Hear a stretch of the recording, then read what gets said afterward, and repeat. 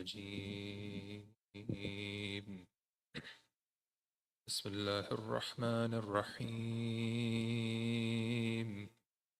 إن الله لا يستحيي أن يضرب مثلا ما بعوضة فما فوقها، فأما الذين آمنوا فيعلمون أنه الحق من ربهم، وأما الذين كفروا فيقولون ماذا أراد الله بهذا مثلا يضل به كثيرا ويهدي به كثيرا وما يضل به إلا الفاسقين الذين ينقضون عهد الله من بعد ميثاقه ويقطعون ما أمر الله به أن يوصل ويفسدون في الأرض أولئك هم الخاسرون. كيف تكفرون بالله وكنتم أمواتا فأحياكم ثم يميتكم ثم يحييكم ثم إليه ترجعون. هو الذي خلق لكم ما في الأرض جميعا ثم استوى إلى السماء فسواهن 7 سماوات وهو بكل شيء عليم. وإذ قال ربك للملائكة إني جاعل في الأرض خليفة قالوا أتجعل فيها من يفسد فيها ويسفك الدماء ونحن نسبح بحمدك ونقدس لك قال إني أعلم ما لا تعلمون. وعلم آدم الأسماء كلها ثم عرضهم على الملائكة فقال أنبئوني بأسماء هؤلاء إن كنتم صادقين. قالوا سبحانك لا علم لنا إلا ما علمتنا إنك أنت العليم الحكيم. قال يا آدم أنبئهم بأسمائهم فلما أنبأهم بأسمائهم قال ألم أقل لكم إني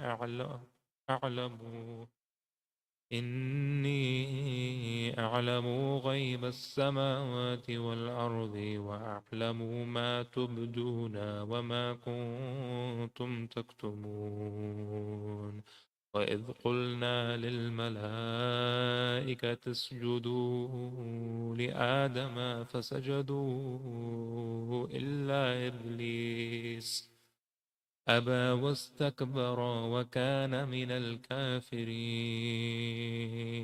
وقلنا يا آدم اسكن أنت وزوجك الجنة وكلا منها رغدا حيث شئتما ولا تقربا هذه الشجرة فتكونا من الظالمين.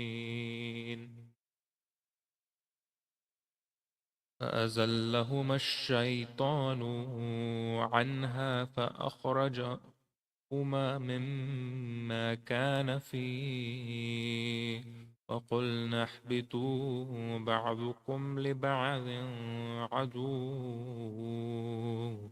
ولكم في الأرض مستقر ومتاع إلى حين. فتلقى آدم من ربه كلمات فتاب عليه إنه هو التواب الرحيم. قلنا اهبطوا منها جميعا فإما يأتينكم مني هدى فمن تبع هدى فلا خوف عليهم ولا هم يحزنون. والذين كفروا وكذبوا بآياتنا أولئك أصحاب النار هم فيها خالدون. يا بني إسرائيل اذكروا نعمتي التي أنعمت عليكم وأوفوا بعهدي أوف بعهدكم وإياي فارهبون.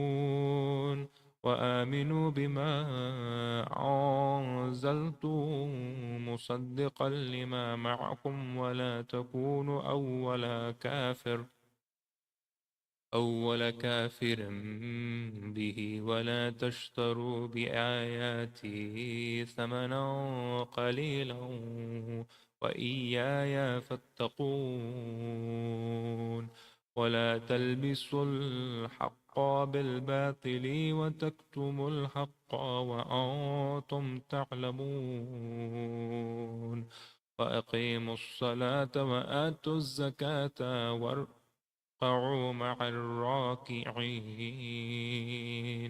أتأمرون الناس بالبر وتنسون أنفسكم وأنتم تتلون الكتاب أفلا تعقلون. واستعينوا بالصبر والصلاة وإنها لكبيرة إلا على الخاشعين الذين يظنون أنهم ملاقو ربهم وأنهم إليه راجعون. يا بني إسرائيل اذكروا نعمتي التي أنعمت عليكم وأني فضلتكم على العالمين. واتقوا يوما لا تجزي نفس عن نفس شيئا ولا يقبل منها شفاعة ولا يؤخذ منها عدل ولا هم ينصرون. وإذ نجيناكم من آل فرعون يسومونكم سوء العذاب يذبحون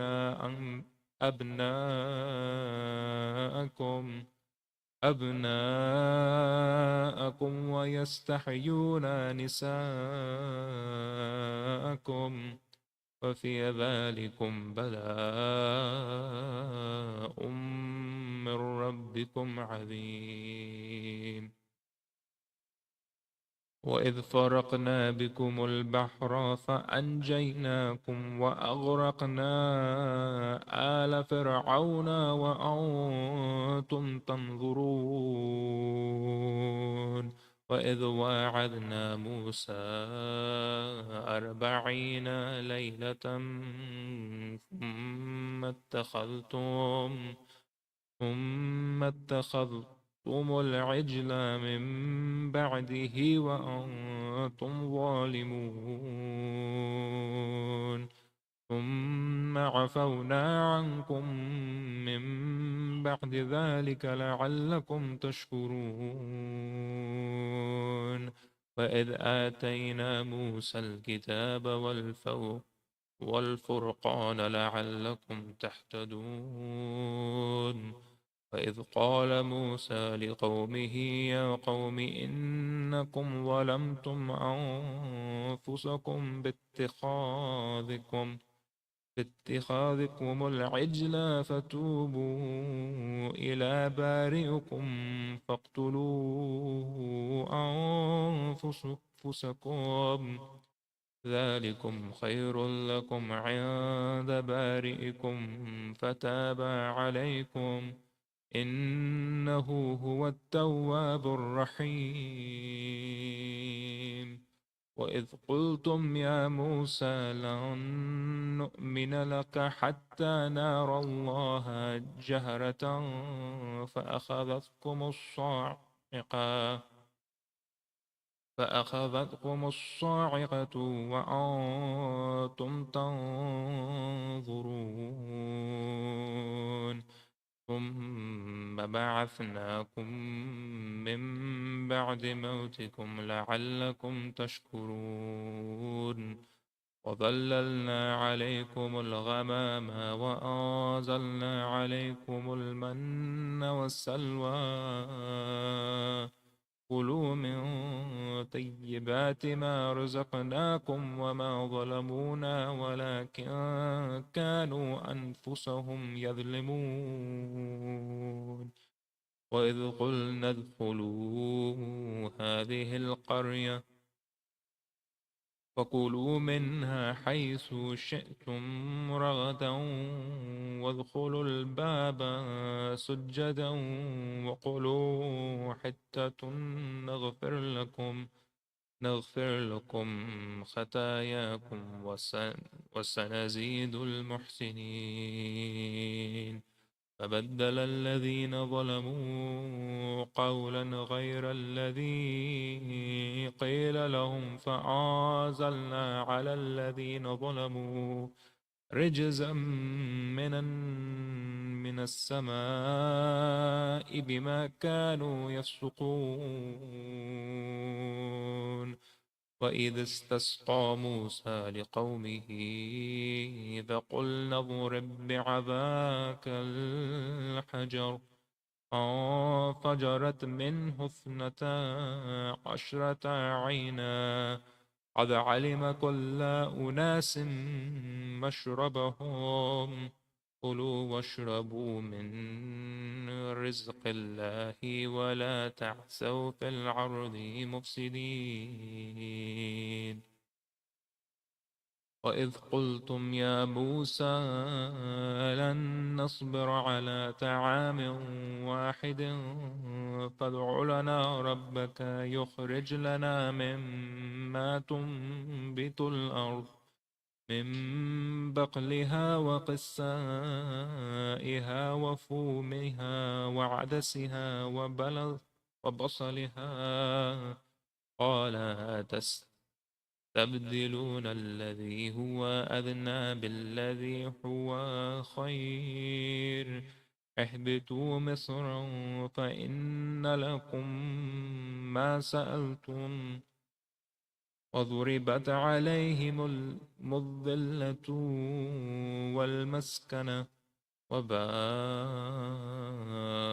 بغضب من الله ذلك بأنهم كانوا يكفرون بآيات الله ويقتلون النبيين بغير الحق ذلك بما عصوا وكانوا يعتدون.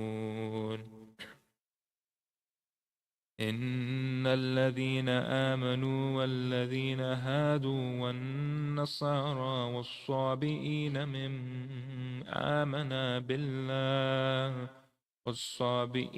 من آمن بالله واليوم الآخر وعمل صالحا فلهم أجرهم عند ربهم ولا خوف عليهم ولا هم يحزنون. وإذ أخذنا ميثاقكم ورفعنا فوقكم الطور خذوا ما آتيناكم بقوة واذكروا ما فيه لعلكم تتقون ثم توليتم من بعد ذلك فلولا فضل الله عليكم ورحمته لكنتم من الخاسرين. صدق الله العلي العظيم.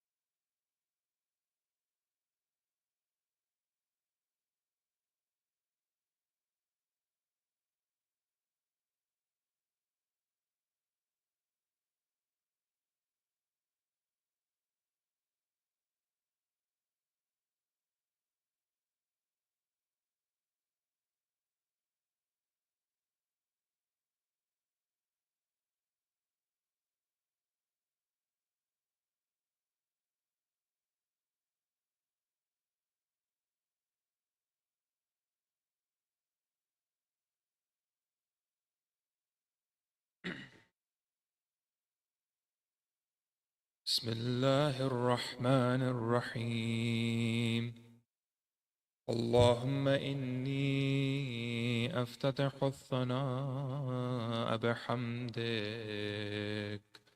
وأنت مسدد للصواب بمنك، وأيقنت أنك أنت أرحم الراحمين في موضع العفو والرحمة، وأشد المعاقبين في موضع النكال والنقمات، وأعظم المتجبرين في موضع الكبرياء والعظمات. اللهم أذنت لي في دعائك ومسألتك، فاسمع يا سميع مدحتي، وأجب يا رحيم دعوتي، وأقل يا غفور عسرتي. فكم يا إلهي من كربة قد فرجتها، وهموم قد كشفتها، وعسرة قد أقلتها، ورحمة قد نشرتها، وحلقة بلاء قد فككتها.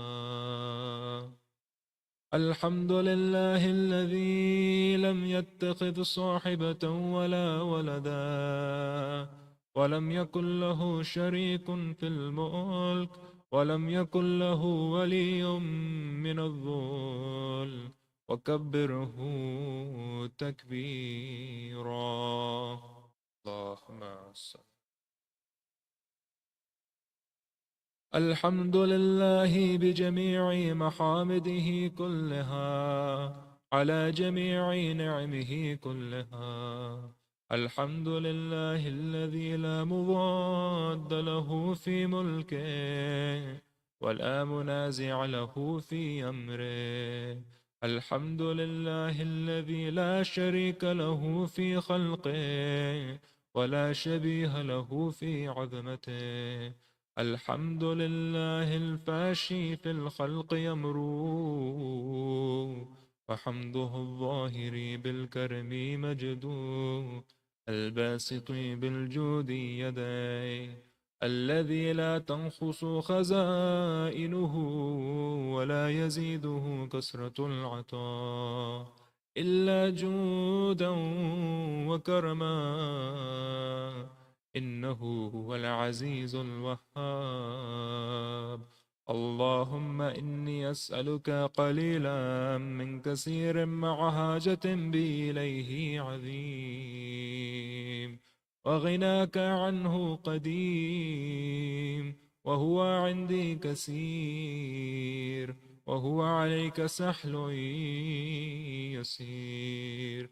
اللهم إن عفوك عن ذنبي، وتجاوزك عن خطيئتي، وصفحك عن ظلمي، وسترك على قبيح عملي، وحلمك عن كثير جرمي، عندما كان من خطئي وعمدي أتمعني في أن أسألك ما لا أستوجبه منك، الذي رزقتني من رحمتك، وأريتني من قدرتك، وعرفتني من إجابتك، فسرت أدعوك آمنا، وأسألك مستأنسا خائفا ولا وجلا، مدلا عليك فيما قصدت فيه إليك، وإن أبتع عني عتبت بجحلي عليك، ولعل الذي أبتع عني هو خير لعلمك بعاقبة الأمور، فلم أر مولا كريما أصبر على عبد لئيم منك علي. يا ربي إنك تدعوني فأولي عنك، وتتحبب إلي فأتبغض إليك، وتتودد إلي فلا أقبل منك، كأن اليد تطول عليك، فلم يمنعك ذلك من الرحمة لي والإحسان إلي والتفضل علي بجودك وكرمك. فارحم عبدك الجاهل، وجد عليه بفضل إحسانك، إنك جواد كريم. الحمد لله مالك الملك، مجري الفلك، مسخر الرياح، فالك الإصباح، ديان الدين، رب العالمين. الحمد لله على حلمه بعد علمه، والحمد لله على عفوه بعد قدرته، والحمد لله على طول أناته في غضبه، وهو قادر على ما يريد. الحمد لله خالق الخلق باسط الرزق فالك الإصباح ذي الجلال والإكرام والفضل والإنعام، الذي بعد فلا يرى وقرب فشهد النجم تبارك وتعالى. الحمد لله الذي ليس له منازع يعادل ولا شبيه يشاكل ولا ظهير يعاذد، قهر بعزته الأعزة وتواضع لعظمته العظمى فبلغ بقدرته ما يشاء. الحمد لله الذي يجيبني حين أنادي ويستر علي كل عورة وأنا أعصي، ويعظم النعمة علي فلا أجازي. فكم من موهبة حنيئة قد أعطاني، وعظيمة مخوفة قد كفاني، وبحجة مونقة قد أراني، فأثني عليه حامدا وأذكره مسبحا. الحمد لله الذي لا يهتك حجابه ولا يغلق بابه ولا يرد سائل ولا يخيب آمل. الحمد لله الذي يؤمن الخائفين وينجي الصالحين ويرفع المستضعفين ويضع المستكبرين ويهلك ملوكا ويستخلف آخرين. والحمد لله قاسم الجبارين مبير الظالمين مدرك الحاربين نكال الظالمين صريخ المستصرخين موضع حاجات الطالبين معتمد المؤمنين. الحمد لله الذي من خشيته ترعد السماء وسكانه وترجف الأرض وعماره وتموج البحار ومن يصبه في غمراتها. الحمد لله الذي هدانا لهذا وما كنا لنهتدي لولا أن هدانا الله.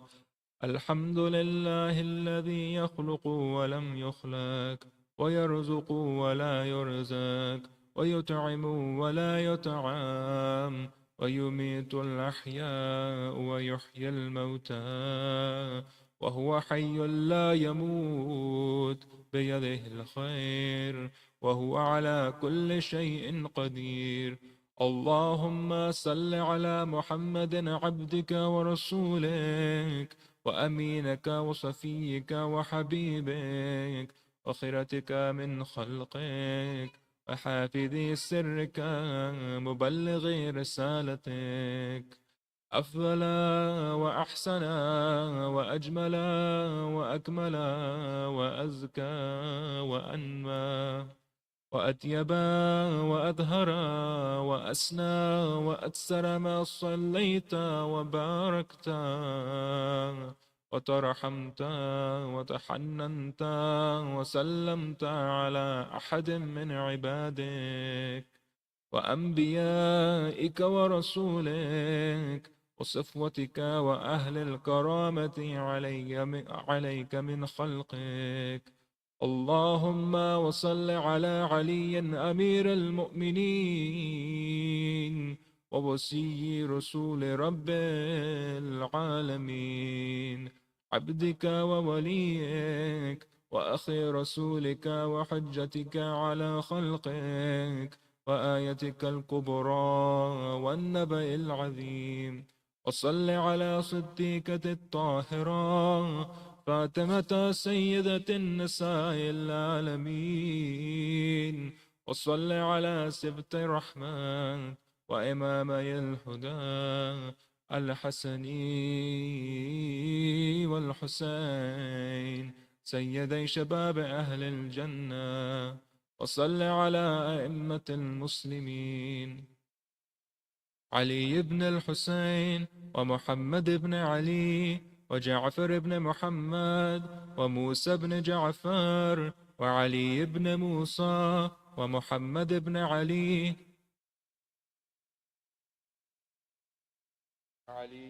محمد والحسن علي وخلف الهادي الأحد تجد على عبادك وأمم صلوات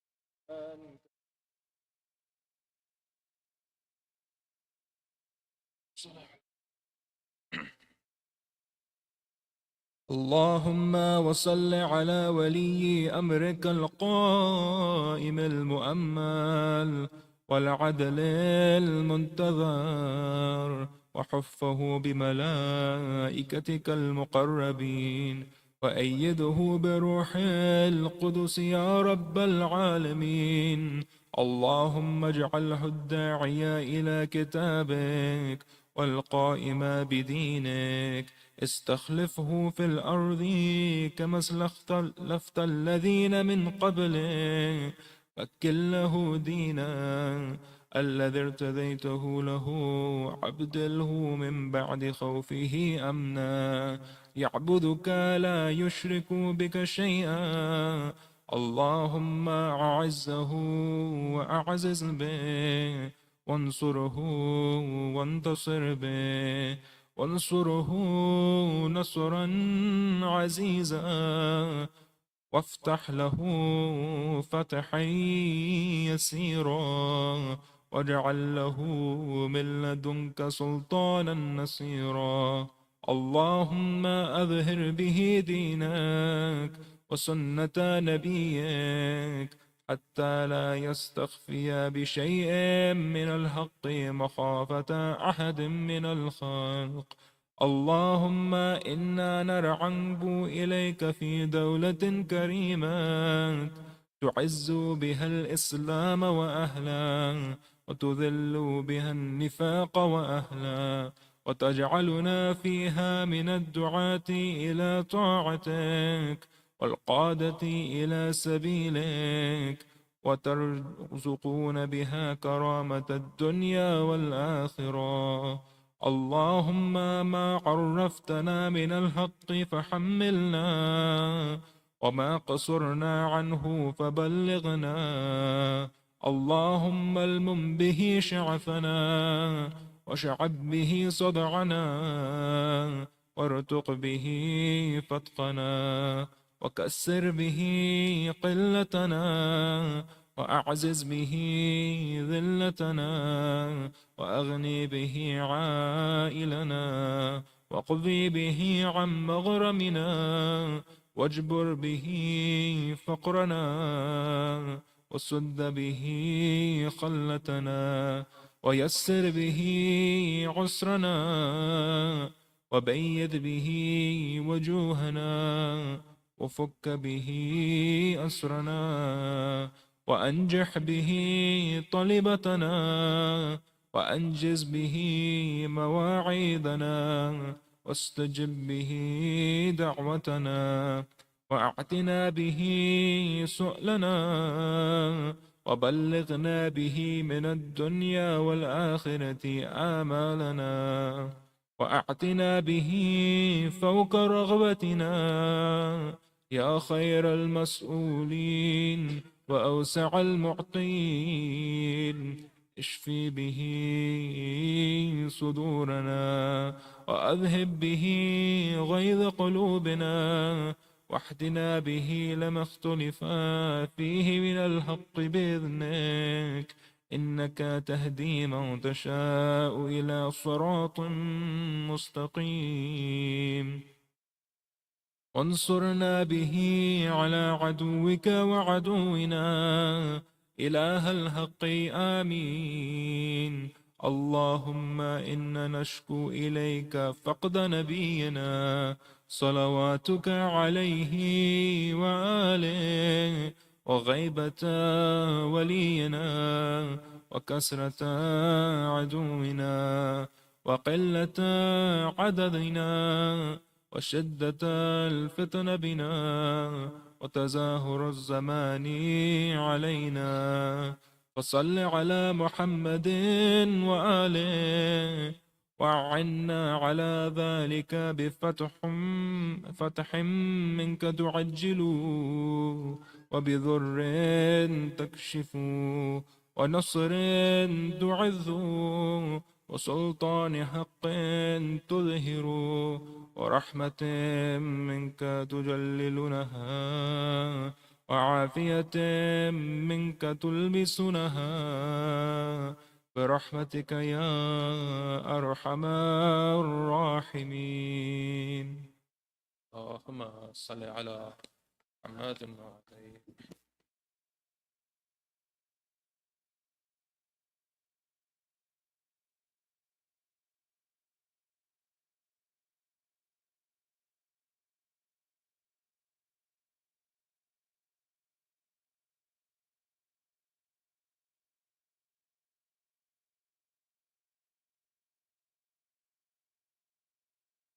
Assalamu alaikum wa rahmatullahi wa barakatuh.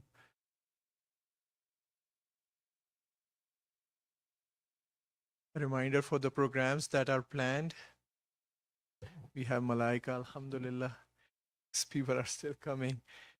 The daily programs are going to start at 6 p.m. with the duas and Quran Pak, and then we'll have speech by Hujjatul Islam, Sheikh Rizwan Arastu, followed by Maghriban and Iftar, inshallah. Also, there are special programs on weekends for kids for age groups 5 to 8 and 9 to 13. Those will be parallel with the speech on Friday through Sunday, inshallah. We'll have youth all-nighter coming up this Friday night. We'll have Ramadan family night on the next Friday. We'll have Quran quiz on Saturday. We'll have majalis for the shahadat of Imam Ali alayhi salam on the 19th, 20th, and 21st of Ramadan.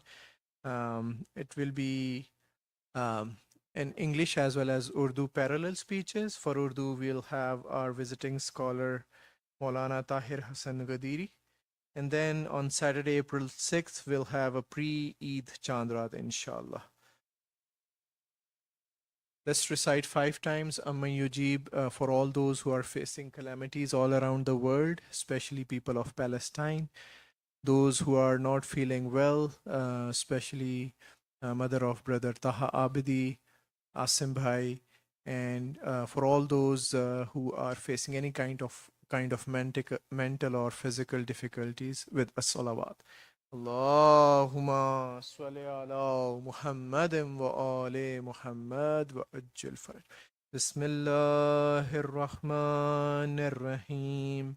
أمن يجيب المضطر إذا دعاه ويكشف السوء أمن يجيب المضطر إذا دعاه ويكشف السوء أمن يجيب المضطر إذا دعاه ويكشف السوء أمن يجيب المضطر إذا دعاه ويكشف السوء أمن يجيب المضطر إذا دعاه ويكشف السوء صلوات على محمد وآل محمد اللهم صل على محمد وآل محمد وعجل فرج. I don't see any names for sponsors, but let's recite Fatiha for your marhumin marhumin from the community, those who passed away in recent days, especially uncle of brother Mohsen Ali, whose name is Dr. Jamil Hussain, and those marhumin whose names are written on monument of Zahra, and for those there's no one to recite Fatiha for with a loud salawat. Allahumma salli ala Muhammadin wa ali Muhammad wa ajil farajum. Bismillahir Rahmanir Rahim. Alhamdulillah.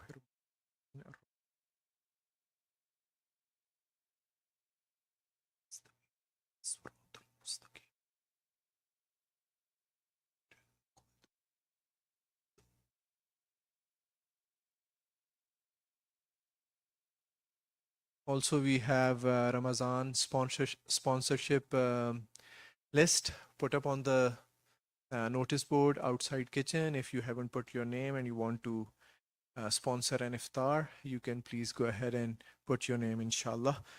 Now, with your loud salawat, I would like to request Hujjatul Islam, Maulana Sheikh Rizwan Arastu, to address the gathering. Salu ala Muhammadin wa ali Muhammad.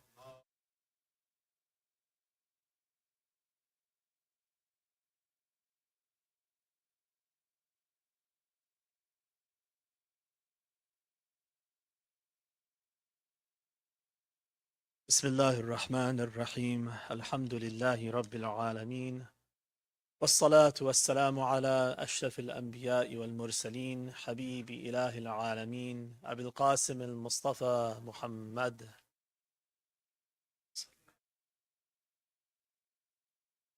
وعلى أهل بيته الطيبين الطاهرين المعصومين رب اشرح لي صدري ويسر لي أمري واحلل عقدة من لساني يفقه قولي أما بعد فقد قال الله سبحانه وتعالى في كتابه الكريم بسم الله الرحمن الرحيم والسابقون الأولون من المهاجرين والأنصار والذين اتبعوهم بإحسان رضي الله عنهم ورضوا عنه وأعد لهم جنات تجري تحتها الأنهار خالدين فيها أبداً ذلك الفوز العظيم صدق الله العلي العظيم صلوات.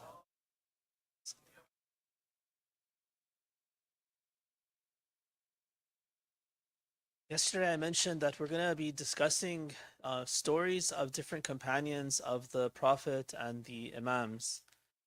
And the goal in doing this is several fold, but I think one of the main things that we need to focus on through these stories is learning how to be better followers of the Ma'soom.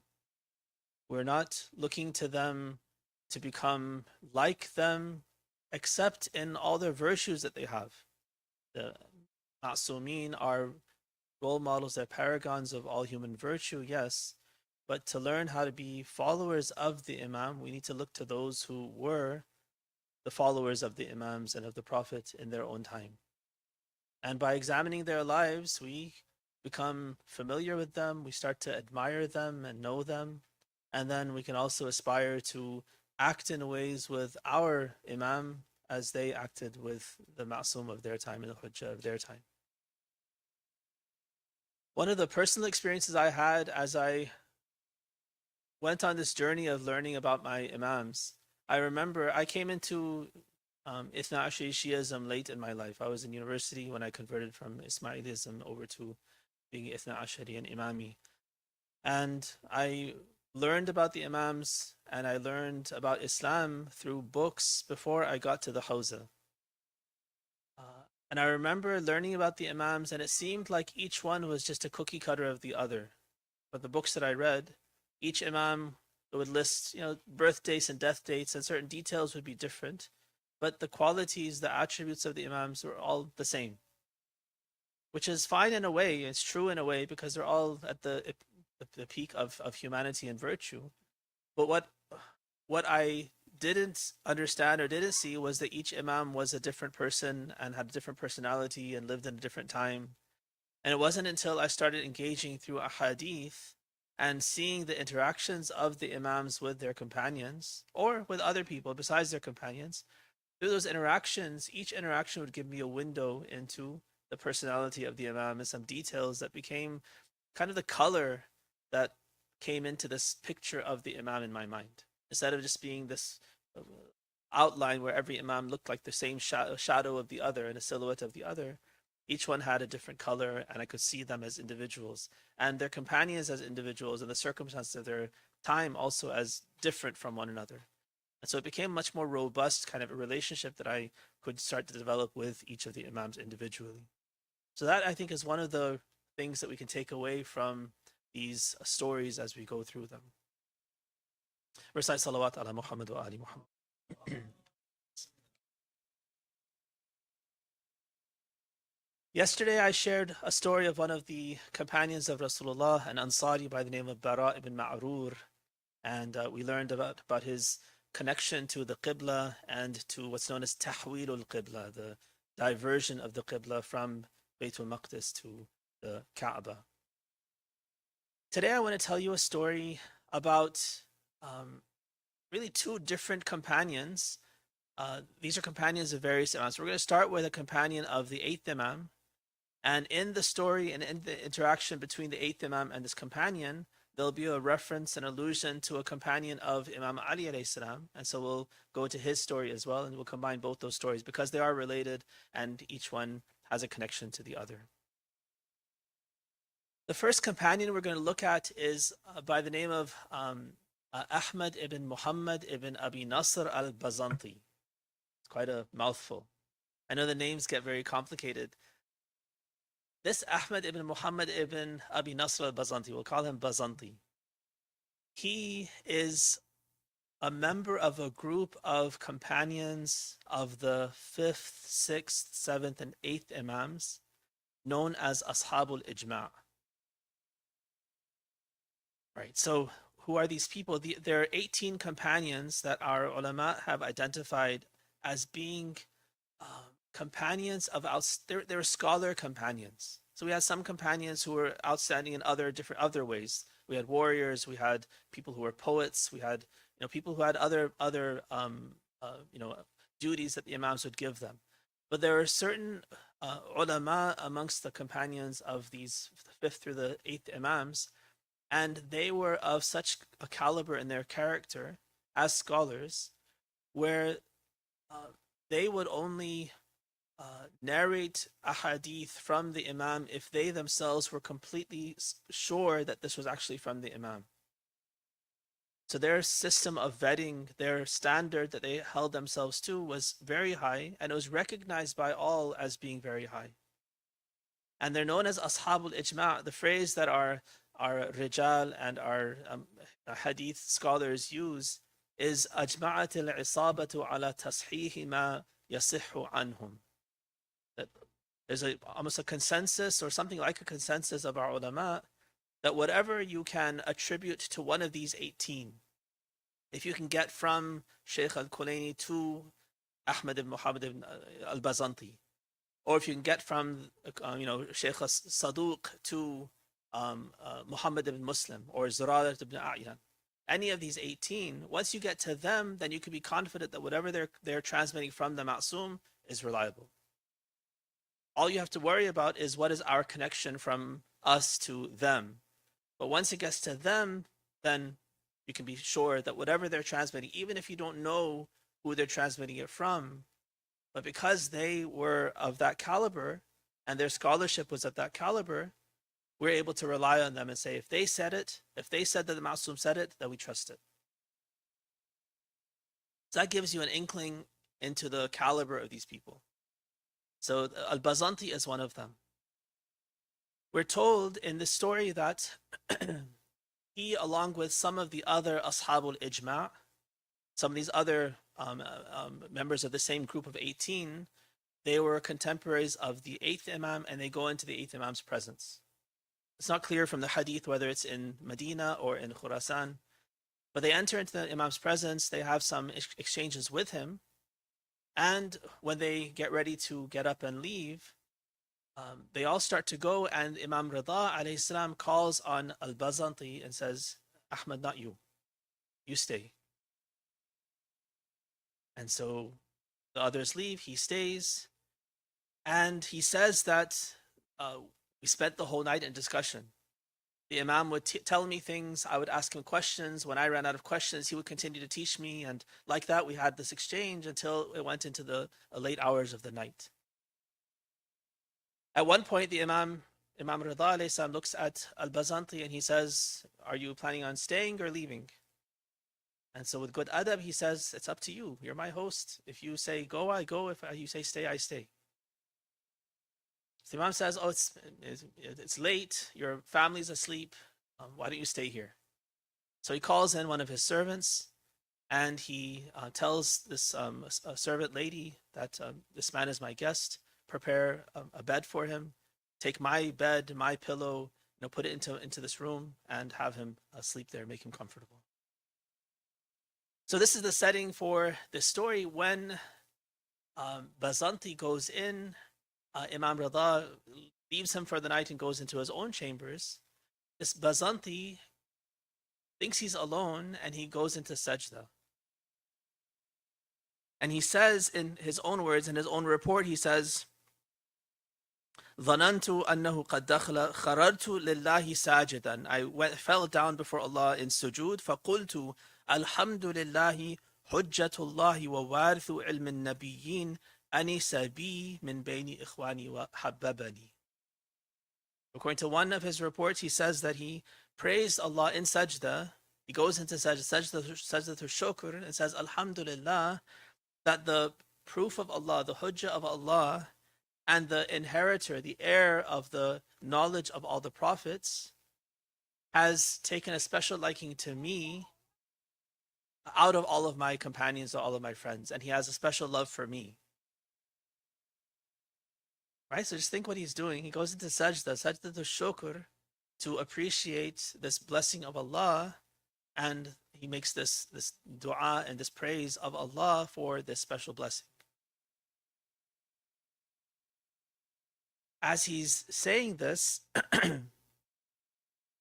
according to another, I'll share another report as well. So another version of the story says that in the sajda he says, Man mithli fi bayti waliyillahi wa ala mihadih.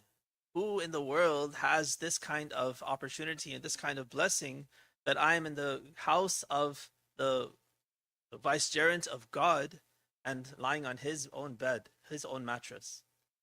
Right? So you recognize this blessing. As he's there in sajda, thinking he is alone, the imam comes in, and this is a little bit difficult for us to picture how it's appropriate. But this is one of the things that you get when you read a hadith. You get into a different culture. Some things are appropriate now and were inappropriate in the past.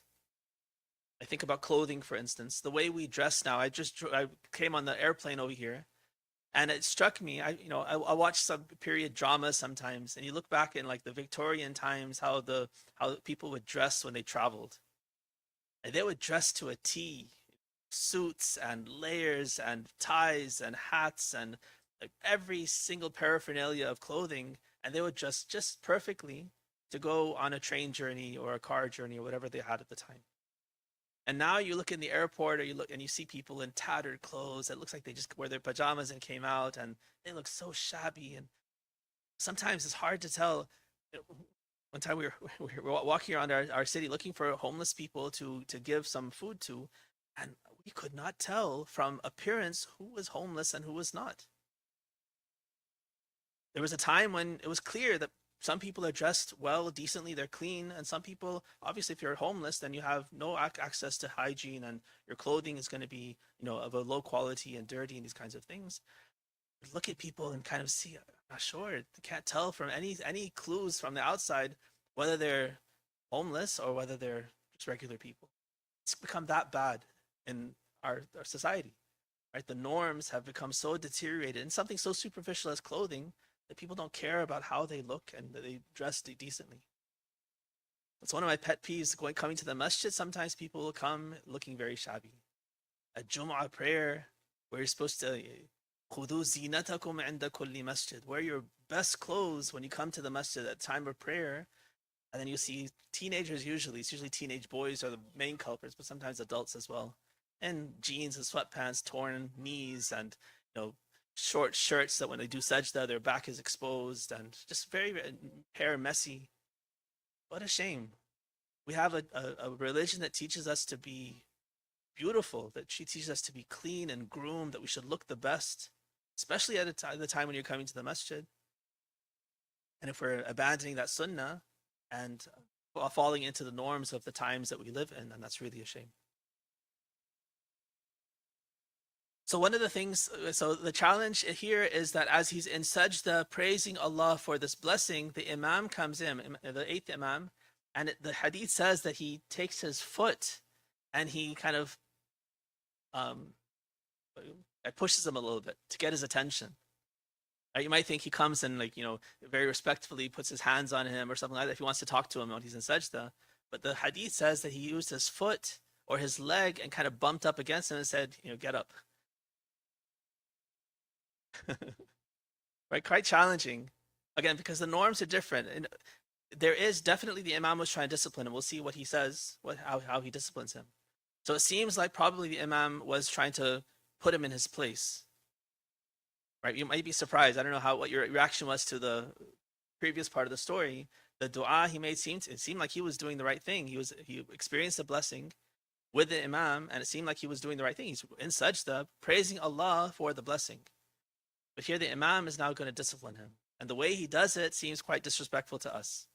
Even with our kind of lower norms of propriety, this seems like it's beyond the pale for the way an elder or someone would interact. Imagine your parents coming and touching their feet to you and saying, get up for Fajr, for instance, or clean up after yourself. And in that sort of a way, it seems very hard to picture.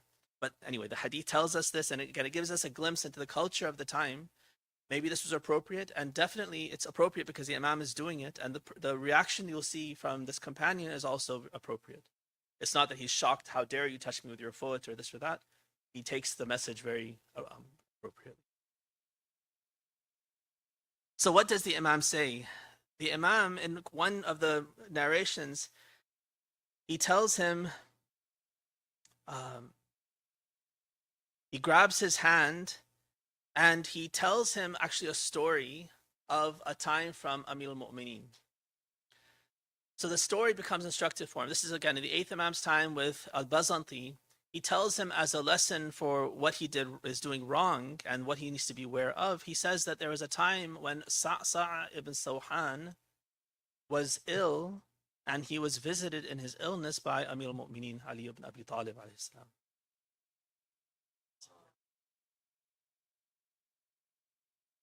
So let me leave the story for a second and tell you who Sa'sa' is. Another mouthful of a name, but someone that we should definitely be familiar with. Are you familiar with this name, Sa'sa' ibn Sawhan? Maybe some of you not. If you've ever been to Kufa, right, when you go to Najaf, now Najaf has become the main mazar. That's where we all go. That's where all the hotels are. You stay in Najaf. But actually, the place that has so much virtue that you should stay in is Kufa. The ahadith that emphasize Kufa is after Mecca, then Medina, then what's the third most holy place in the world? Kufa. Every prophet has prayed there. You have Masjid al-Sahla, Masjid al-Kufa. You're supposed to try to pray all your prayers of one day and night, all 5 prayers in Masjid al-Kufa if you can. And you can only do that practically if you stay there.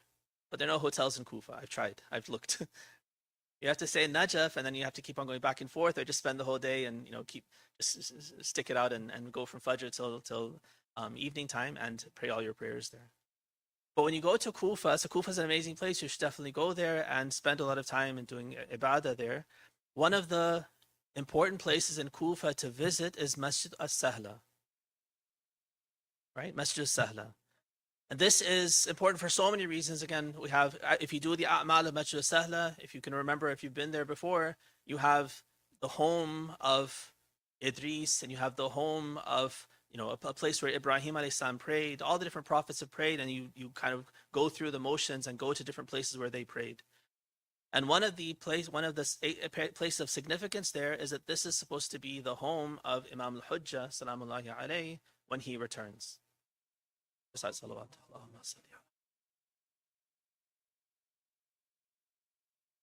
Right next to Masjid al-Sahla, if you pray there, when you're facing the Qibla in Masjid al-Sahla, on the left side, outside of the masjid, there are 2 masjids, 2 separate structures. One is the masjid of Zayd ibn Sawhan, and one is his brother's masjid called the Masjid of Sa'sa' ibn Sawhan. So both were outstanding people. Zayd was they're both companions of the first imam, and then Sa'sa continued with the second imam as well.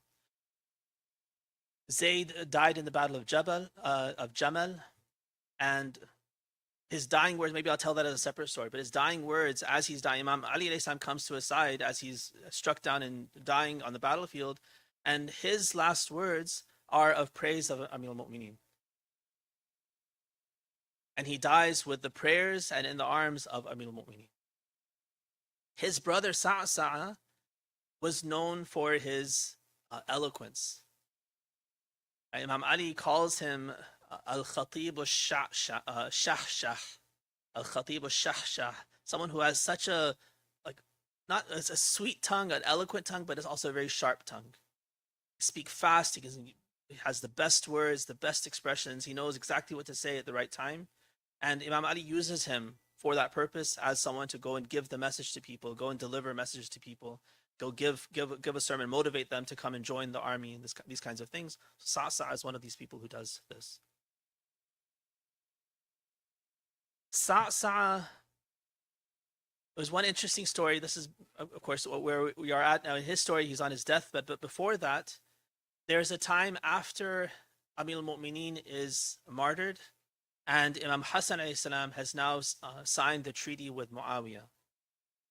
He tried to continue and fight the battle that Imam Ali had started against Muawiyah to bring him down, to kill him, and to destroy his kind of power structure that he had in Syria and bring the Syrians into the fold of the Muslim Ummah. When that failed, then Muawiyah had actually all along been pushing for this truce. So finally, when Imam Hassan's army deserts him, he has no choice but to concede and to agree to the truce. Muawiyah gives him basically a blank check. Literally, he sends sends the paper and says, you write whatever you want, whatever terms you want, and I'll agree. So one of the terms that Imam Hassan wrote in the truce with Muawiyah was that all of the companions of Amir al-Mu'mineen and their families and their tribes must be safe. They all need to be given amnesty, that they won't be sought out, they won't be tortured, nothing will happen to them under your government as Khalifa. So Imam Hassan gets this concession for his companions and the companions of Amir al-Mu'mineen from Muawiyah, and Muawiyah gives that aman, that amnesty, to all of these companions. By name, he actually names them. Sa'sa ibn Sawhan is one of them. So we're told that when Muawiyah, after the truce is signed, when he comes to Kufa, and Imam Hassan and these companions are greeting him, when Muawiyah meets Sa'sa, he says the following. Recite one salawat.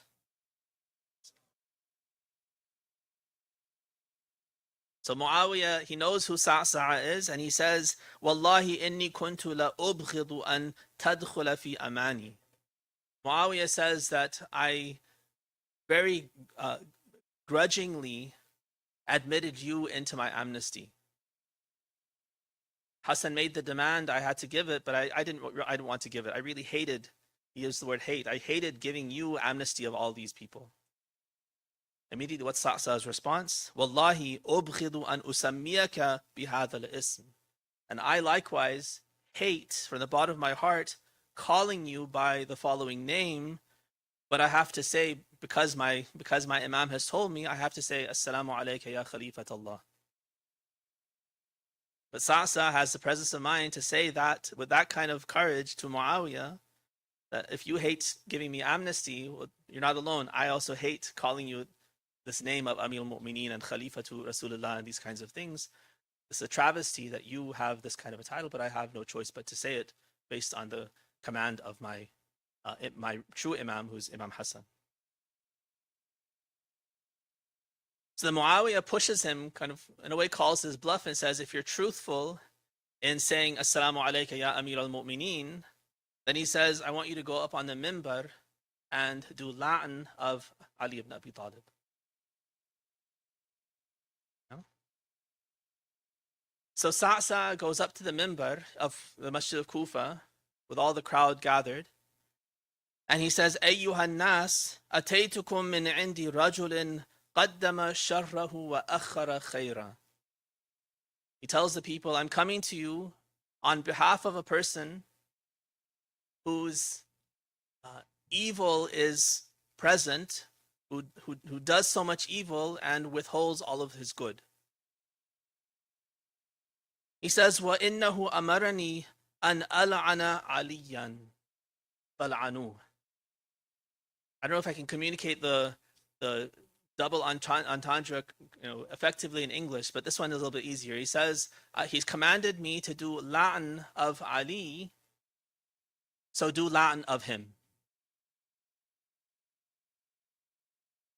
Right? Muawiyah has told me to do la'an of Ali, so O people, do his la'an.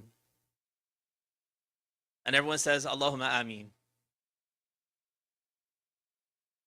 He goes back to, or somebody tells Muawiyah that Sa'sa said this. Muawiyah says, he's talking about me. Right? He said it in a way where it can be interpreted in two ways. Muawiyah has told me to do la'an of Ali, so do la'an of him. Who's the him? Muawiyah here is do la'an of Ali, but Sa'sa means do la'an of Muawiyah, who told me to do la'an of Ali. Amarani an al'ana aliyan fala'anuh. Do la'an of him. So Muawiyah says, no, this is not going to do. Go back. I want you to take him by name. None of this. Don't play around with pronouns and these kinds of things where I don't know who you're talking about. Take his name and do la'an of him by name. And then Sa'sa goes back to the minbar and he says, أيها الناس إن أمير المؤمنين أمرني أن ألعن علي بن أبي طالب فلعنوا من لعن Ali ibn Abi Talib. This one's a little more complicated, and to translate it might be also difficult, but I'll give you the two senses. He says that Amir al-Mu'mineen has commanded me to do a la'an of Ali ibn Abi Talib. Now this also in itself has two meanings. He could be talking about this Muawiyah who claims to be Amir al-Mu'mineen is telling me to do la'an of Ali ibn Abi Talib. Another possibility is he's saying, no, Amir al-Mu'mineen Ali has told me, he's no longer present now, but he's told me to do la'an of Ali. Under certain circumstances, Imam Ali had told his companions, if it's between death and doing my la'an, do my la'an. In your heart, your solid witness is taqiyya. Right? If Ammar was allowed to do this, and the Quran comes down and says that what you did was right because the faith of God was still solidly in your heart, and Rasulullah says that if they come and torture you again, Ammar, then you do the same thing and renounce me again. So Amir al-Mu'mineen also gives the same instructions to his companions that, look, if Muawiyah comes, if his henchmen come and they give you the choice of death or doing la'an of me, do la'an of me. Save yourself for a more important battle. Your connection to me is preserved. You don't actually renounce anything in your heart by saying something on your tongue to save your life for a better battle. That's one possibility of what Sa'sa is referring to, that Amir al-Mu'mineen, my Amir al-Mu'mineen, the real one, told me that I can do la'an of Ali. Then he turns around, let's take the first meaning is easier. Muawiyah has told me to do la'an of Ali. So فَلَعَنُوا مَنْ لَعَنْ عَلِيَ ibn Abi Talib. So this sentence can be read in two ways again. So do la'an, O you who do la'an, of Ali ibn Abi Talib. That's how Muawiyah wants to hear it. But what he intends is فَلَعَنُوا مَنْ لَعَنَ عَلِيَ ibn Abi Talib. Do la'an of the one who commanded us to do la'an of Ali ibn Abi Talib. He had this kind of presence of mind to play with words in this way for truth. He's not trying to fool people or trick people and those kinds of things. Sometimes you can be clever with words and you can fool people. Right? Politicians who are corrupt will do that. They say one thing, they mean something else, and you never know what the truth is, and they're able to skirt around questions and this kind of a thing. But this kind of a person, al-Khatib al-Shahshah, someone who's so solid in his faith, so well trained by the Imam, he uses that same skill for good and for truth. And he's praised by the Imam, he's used by the Imam as a tool for good. But he has this kind of presence of mind, and that's who Sa'sa is. He is an embodiment of this statement of Rasulullah, the Afdalul Jihad kalimatu adlin inda imamin ja'ir. When you think of the jihad of fighting the enemy of God, we immediately think of warfare and weapons. The Prophet says even harder than that, more virtuous than that kind of jihad, is to speak a word of justice and truth in the presence of an oppressive government, an oppressive ruler.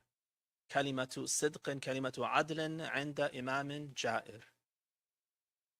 The Sa'sa was an embodiment of that. He was someone who had that kind of presence of mind, that kind of courage to be able to use his words, and even in that heated moment, in that a place where other people would crumble, would falter, would not know what to say, he had the presence of mind and the courage to be able to use his words for truth. So this is who Sa'sa' ibn Sawhan is. So on his deathbed, he's sick, and Amir al-Mu'mineen visits him. So now we're going to connect back to our story of Bazanti. Let's not forget Ahmad ibn Muhammad ibn Abi Nasr al-Bazanti and Imam Rida alayhi salam in sajda, praising Allah. Thank you for this blessing. Who is more special than me, that the Hujjah of Allah has shown this kind of favor to me and given me his own bed, spent his whole evening with me. Who amongst my companions? Everyone else had to leave. I stayed. Who's more special than me? Who has a greater blessing than I do? And the Imam disciplines him and kicks him with his foot and says, remember the story of Sa'sa' ibn Sawhan. When he was on his deathbed, when he was sick, and he was visited on his sickbed by Amir al-Mu'mineen. And Ali alayhi salam said to him, لا تجعل عيادتي إياك فخرا على قومك. Imam Ali reminds Sa'sa' that don't let my coming to visit you become a source of pride for you over other people, that you vaunt this before other people. You go and tell people, guess who came to my place last night? I'm so special, Amir al-Mu'mineen, he came to my house. Has he ever come to any of your houses? And to make that a source of pride, that I vaunt that honor that the Imam has given me by visiting me on my sickbed, and I use that as a way to show that I'm better than other people. Sa'sa's response is, Bala wallahi a'udduha minnatan min Allahi alay. So this is actually even more beautiful, more surprising than the Imam's admonishment. So with Sa'sa', it wasn't that he felt it necessarily. The Imam is maybe even preempting, just giving him this reminder, a maw'idha. It wasn't even that he maybe saw any signs that Sa'sa' is proud or arrogant, or he's going to use this opportunity in a way that's inappropriate. But he just gave this maw'idha. And nowadays, if your parents give you this maw'idha, if a community leader, an elder gives you this maw'idha, what would your response be? If they come and remind you that you shouldn't do this or you shouldn't do that, or this is how you should pray, or you should take better care of your kids, make sure they sit with you, or they tell you to give you some reminder, oftentimes the response of a younger person is, who are you to tell me? Mind your own business. I know how to take care of myself. I know how to take care of my own family. We have a kind of resistance to any sort of maw'idha, which itself is an incredible vice. But Sa'sa', again, someone of that caliber, at the end of his life, so all those other things that he's already done, all the credentials, all the companionship he's had, and the services he's done to his Imam, for his Imam, all of that's behind him now. And at the end of his life, the Imam is giving him this maw'idha. And Sa'sa''s response is, Bala wallahi a'udduha minnatan, or maybe bal, in this word, maybe bal is more appropriate. Bal wallahi a'udduha minnatan min Allahi alay. I view this, that you have visited me, as a favor and a blessing that God has given me. I don't see it as something that tells me that I'm worth something, I'm so good, and that's why the Imam's visited me. I recognize this is a blessing. I'm now even more indebted to God than I ever was before, because you visited me. So he has this right response to the Imam visiting him after the maw'idha. But again, his response is not, he's not defensive. I had no such thought. Why are you telling me this? Did you see anything inappropriate from me? He doesn't resist at all. He accepts it, and he reaffirms his own position with this blessing to reassure the Imam also that I'm taking your maw'idha and I'm on the right path in how I'm thinking about this blessing. So Amir al-Mu'mineen tells him, Inni kuntu ma alimtuka illa la khafif al-ma'una hasan al-ma'una. This is a phrase some of the traditions say that he also used the same phrase as Zayd, his brother, was dying on the battlefield of Jamal. The Imam gives this testament to Sa'sa's character. He says, as long as I've known you to be someone who's khafif al-ma'una and hasan al-ma'una. One with a hamza, one with an ayn. Someone who takes very little. Khafif al-ma'una, the expenditure you have to spend on them is little. But what they have to offer, the aun and the ma'una that they offer, is great. Right? In today's terms, we'll use sometimes the terms like being a producer versus being a consumer. Right? In an organization, when you come to the center, ICZ, right, what is your input and outtake? Are you more of an asset, more of a producer in whatever happens here at the center? Or are you more of a consumer? So the producer is the one who donates. The producer is the one who cooks food. The producer is the one who vacuums, who does the sound system, who runs this and runs that and takes care of this and does things to build the organization. That's a producer. That's someone who is hasanul ma'una, who's giving good help and building something worthwhile. Versus having ma'una, having your own you're actually a negative influence, not negative necessarily, but you're more of a consumer. Because a consumer, we're all consumers as well in some way, but it's just about the balance. The net, am I giving more to this good cause, or am I really taking more? And that's a good way to think about our interaction with everything, in my family, in my whatever institutions I'm involved in my work, in my community, amongst my friends. Am I a source of goodness? Am I a source of benefit for others? Do I add something that's significant to this group, project, whatever it is? Or no, I'm just a taker. Others provide, I'm just sitting there receiving, I'm just sitting there taking, but I don't really add anything. And if I'm gone, actually the group's better off, because now there's one less taxing person who's taking from the group. Whereas if I'm more of a giver, then my loss will be felt. I'm significant in building and giving and contributing to the group, so when I'm gone, there's a void left from me. So the Imam praises him for being the producer and not the consumer. Right? As long as I've known you, he says, you've been khafiful ma'una and hasanul ma'una. Immediately, Sa'sa's response to the Imam is, وَأَنْتَ وَاللَّهِ يَا أَمِيرَ الْمُؤْمِنِينَ مَا عَلِمْتُكَ إِلَّا بِاللَّهِ عَلِيمًا وَبِالْمُؤْمِنِينَ رَؤُوفًا رَحِيمًا. And Sa'sa says, as long as I've known you, O Amir al-Mu'mineen, you have been one who is steeped in knowledge of God. So your relationship to Allah is at the utmost. And with respect to the believers, you are compassionate and merciful.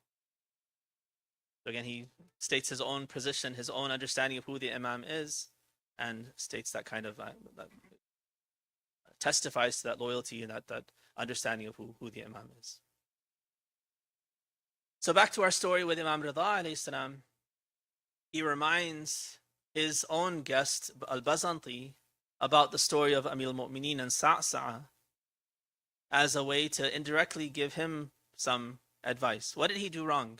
When I told you the story, you might have thought, well, mashallah, he had the right response. He went to sajda, shukr, praising Allah for this blessing. But there's something he says. He says, who amongst my brethren has such a blessing as I do? There is a sign in Al-Bazanti that he's taking this opportunity, taking this blessing that he has had as the guest of the Imam, as a way to see himself in a better position than those who had to leave earlier. And that's why the Imam comes and puts him down a little bit, uses his foot to indicate to him that, get up from sajda, I have something to tell you.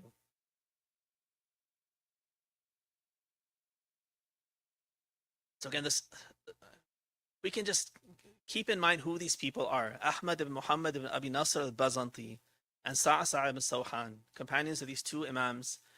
I told you something about their character, their background, some of their contributions, some of what they were known for, how the Imams interacted with them. And then we see this one interaction where you and I would probably have done much more than that. Like sometimes think about how, how much we take pride in who we know and who we've seen and who's seen us, who we have a selfie with, what we post online that, oh, look, I saw this politician, I saw this celebrity, I have this autograph.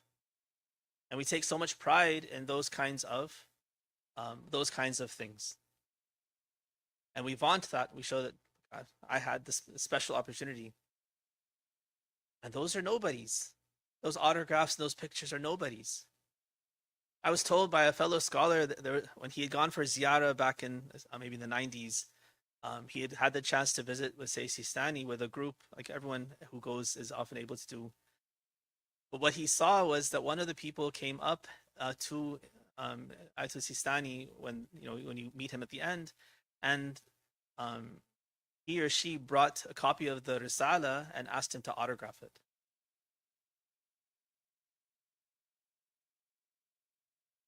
That's a clash of civilizations right there. Right? The idea, and says he probably was shocked inside that what do you even mean? Like, why is this even a thing? But very graciously he said, we don't autograph, we don't sign. I can write Bismillah on it for tabarruk. They wrote Bismillah on the Risala, but he said that's as far as I'm going to go. I'm not going to sign my name. But my point is that sometimes, something like that, where you're meeting someone so good, that he should be a role model. He should be someone that you learn from, someone that you look up to, that you admire, that you ask for prayer. But sometimes we look at this as a photo op. It's an opportunity to come back and say, oh, guess what? I have a ring from Seyed Sistani's office. I got to meet him, as though you're someone special because of that. And instead of that becoming a source of blessing and a virtue for you and something good, it can actually turn into something that's a vice and a sin. Even the things that we do, the credentials that we have, the accomplishments that we have, what we really have to be careful with is that those don't also become badges. Those don't also become ways to vaunt ourselves and say, I'm so good, I'm so special. I have this many patents, I run this many companies, I'm this position in the corporate structure, whatever those things are that we vaunt, those have dunyawi value at best. But what has ukhrawi value is who you have become while doing those things. It doesn't mean that those things are bad and we shouldn't do those things. What I'm saying is what I've become is what's really important. So as I accomplish something, if I'm now proud, if it becomes a source of arrogance, then whatever the accomplishment is, no matter how beneficial it might be, no matter how sincere I might have been when I did it, if now I've become an arrogant person because of that accomplishment, then I've lost. Whereas if that same accomplishment has become a source of gratitude to Allah, humility before Allah, thanks to Allah that He gave me the opportunity to do something good, then that same accomplishment becomes actually a spiritual capital for me as well.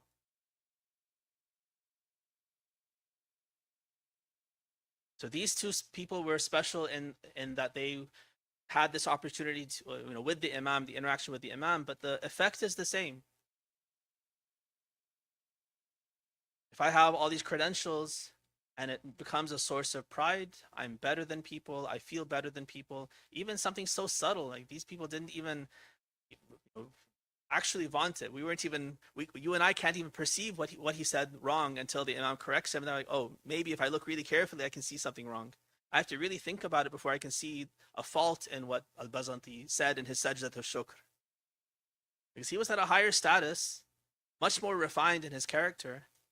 And so his slip-ups are very, very subtle for us, but egregious for him. We have much bigger things to worry about, much bigger vices that are in front of us. But the analogy is the same. We can extend the message from these stories into our own lives and make sure that the things that we do, the people that we know, the opportunities that we have, the things that we've accomplished, these don't become a source of arrogance and pride, but they become ways for us to get closer to Allah through gratitude, through humility, through indebtedness, to feel that this was a gift that I didn't deserve. Allah gave it to me. I thank Him. I owe Him now more than I ever owed before. If I have that kind of an attitude, now I've become a better person through this accomplishment. And that's the really big challenge, especially for those who are successful. That's really one of the big challenges of life, is how do you find a way closer to God through your success? Not that your success takes you away from God. Allah, we ask you to shower your mercy and blessings on Muhammad and the family of Muhammad. Help us, Allah, to follow in the footsteps of the best of the companions of Rasulullah and the Imams. Forgive us for all of our sins and help us during this month of Ramadan to improve ourselves and gain your pleasure. وآخر دعوانا أن الحمد لله رب العالمين. اللهم صل على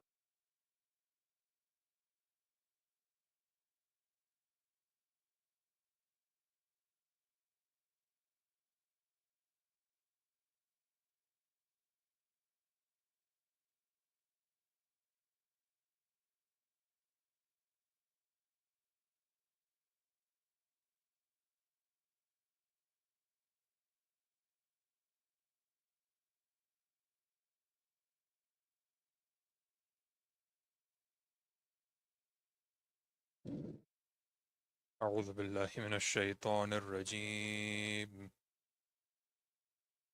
بسم الله الرحمن الرحيم. إن الله وملائكته يصلون على النبي يا أيها الذين آمنوا صلوا عليه وسلموا تسليما. اللهم صل على محمد وعلى الله أكبر الله أكبر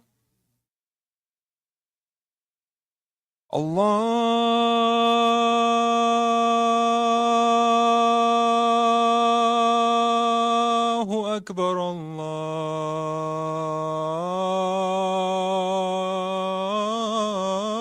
الله أكبر.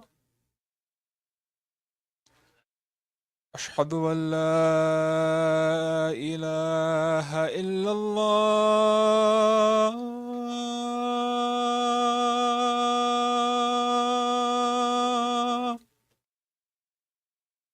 أشهد أن لا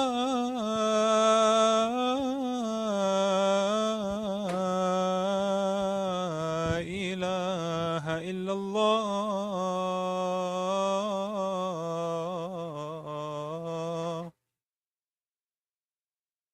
أشهد أن محمد رسول الله.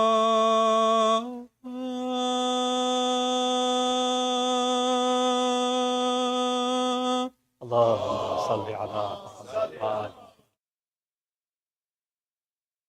أشهد أن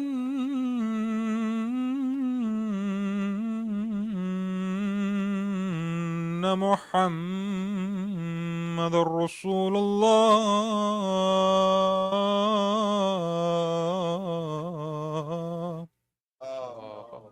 اللهم صل على محمد. أشهد أن علي ولي الله.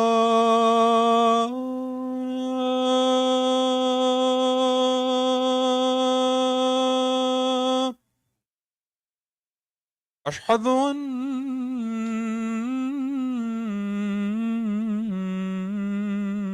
عليا ولي الله.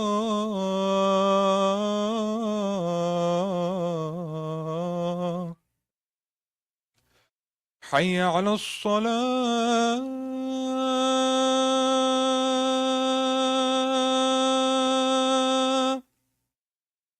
حي على الصلاة.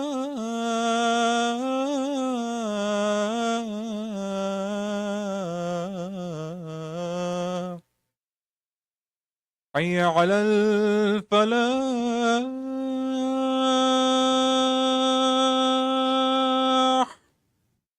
حي على الفلاح.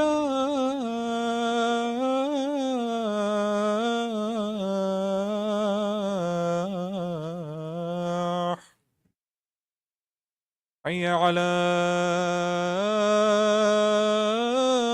خير العمل. حي على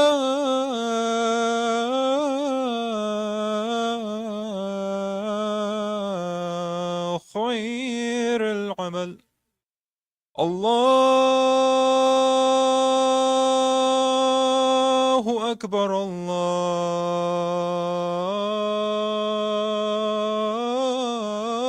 الله أكبر. لا إله إلا الله.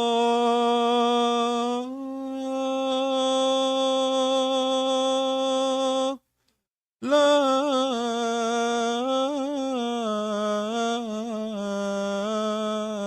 إله إلا الله.